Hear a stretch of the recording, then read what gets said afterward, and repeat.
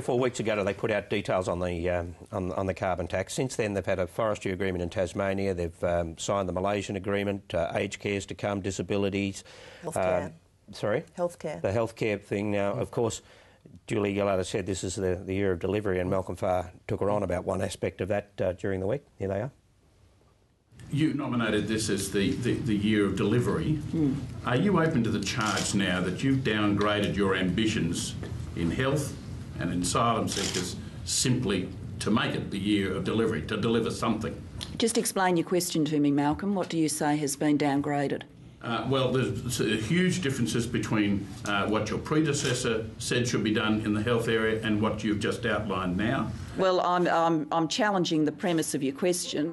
Malcolm Farr is from the Daily Telly, after all. But used to be. Used to be, yes. He's now a sort of universal online presence. Yes, but the point that he makes there, that the downgrading, that you have to accept, surely the government has to accept that on health they made some compromises, but then they needed to get the thing through. It was going to be a 60-40 funding model. The Commonwealth was going to take ultimate control. There was going to be a lot of power that came with that dominant funder model and everything else. Targets on I don't think the previous thing that Rudd dreamt up was all that good anyway. So it was theoretical. Yeah, well, I've got this is happening. It was undeliverable, as distinct from this, which is being delivered. Yeah. The reality is, for Julia Gillard, she spent much of the first year of her prime ministership cleaning up stuff that was left over from her predecessor. And in a way, like the perception that we have about this week, that, oh, you know, there's been all this sort of outbreak of policy and so on, you know, what she's done this week is kind of finally put away the health deal, refused to comment on a productivity commission in the aged care sector, not said very much about, you know, listened to a productivity commission report on retail,